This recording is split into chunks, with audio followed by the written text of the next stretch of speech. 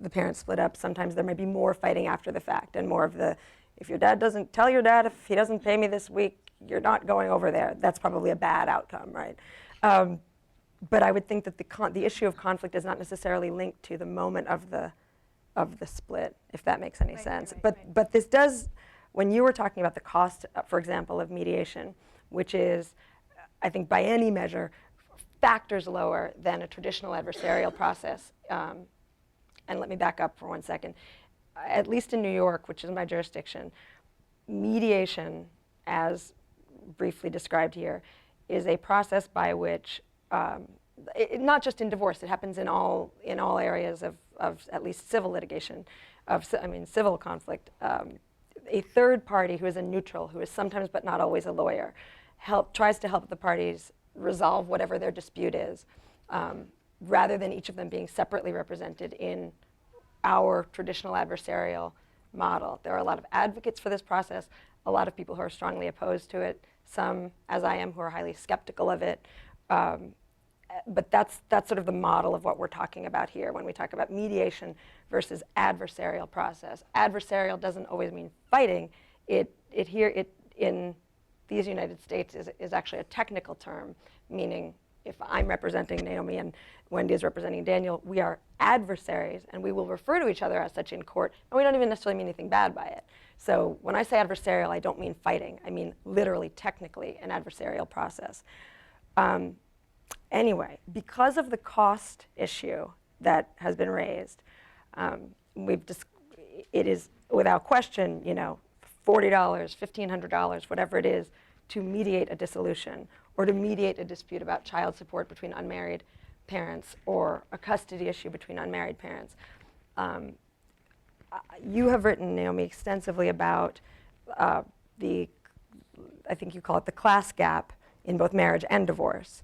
And I'd love to hear your thoughts about how different access to different financial resources affects people's decision making in terms of how to proceed with dissolution, particularly as society changes and wealth distribution changes. Well, it's actually, contrasting the outcomes of what happens upon divorce versus what happens in other kinds of relationship dissolutions is really, really fascinating. And notwithstanding, Daniel, what you say about sort of making sure the children see the conflict, when the parents are married, there's much more likely to be a joint custody order, which then I think requires that the parents exhibit some cooperation, or else you'll really, really be scarring the kids. And so there's a huge gap in a variety of different ways when it comes to relationships that dissolve via divorce versus relationships that dissolve non-marital, and that does in fact track the class gap as well in terms of who is likely to get married, but then that also means in terms of who is likely to get divorced as well. But so the different outcomes based on divorce is not just joint custody, but about 15% of people who are divorced get alimony. You can't get that. Obviously, you can't get that unless there's some money there, but you also can't get that outside of divorce. And when there's been divorce, the custodial parent is also much more likely to get full amounts of child support than when there hasn't been a divorce.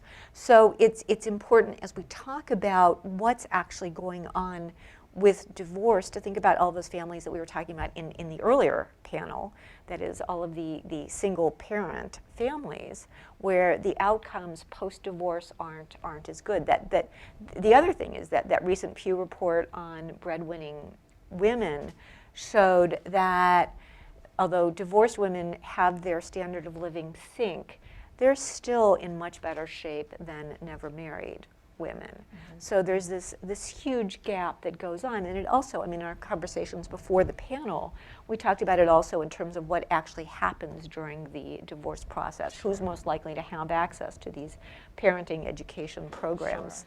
Sure. And I think, please correct me if I'm misparaphrasing you, but you've written that there is or you've said off the record that if we were to draw, say, a divorce line, right, that and we're talking about I guess socioeconomic class here, or just even economic, right? That those at the very top are the least likely to divorce. Right.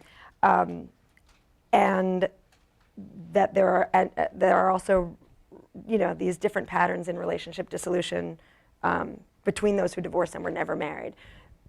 If you can you speak to that, what you think that's about, that those at the top are the least likely to divorce? I mean, I could rattle off random speculations, right? Like if you have enough money, why do you have to get divorced, right? You can just stay in separate rooms and you don't have to fight about money. So that's one idea. But actually, that's really important.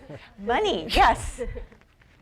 Okay. No, I mean, part of it is, right, part of it is the later age of marriage among college-educated folks that, age of marriage is a huge predictor, not in any individual case, but in general, in terms of who's most likely to get divorced.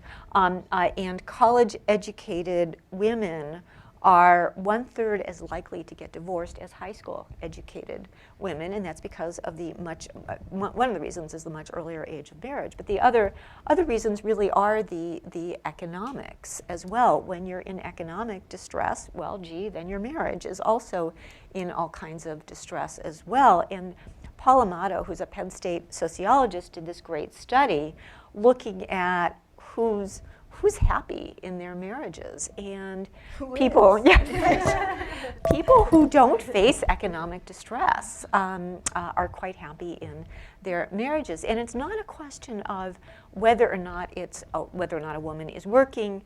What's most important, what turns out to be a huge predictor of marriage, is whether or not the man, or of divorce rather, is whether or not the man is working. And if the man isn't working, then it's much more likely that the couple's going to get divorced than when he is working. If the woman's working... I love when scholars support my pet theories that I invent in my living room. I love this. So, shucks. Please, Well, keep it's talking. yes. Yeah. No, I was just going to say, when women work, it's a question of what's the underlying marital happiness, which has, so it's less to do with whether or not women are working and much more to do with what's the underlying level of happiness. Right. And do you think, I guess, Daniel, that there's anything to, again, let me back up. We have talked a lot about alternative family structures or unconventional family structures or changing family structures. I would wager that some of the criticism of unusual family arrangements or messy family arrangements is that they are overly secularized, right? That there's some, call it moral, call it irreligious component there. Would you say, based on anecdata, data or your own experience as someone who treats religious people and not religious people, that people entering into a union, a civil union or marriage, in a religious context, are going into it with a kind of better view towards the institution? Or is it, do you see it as like that's a straw herring or something? First of all, I wouldn't say that alternate family arrangements are secularized. I think a lot of religions, including my church,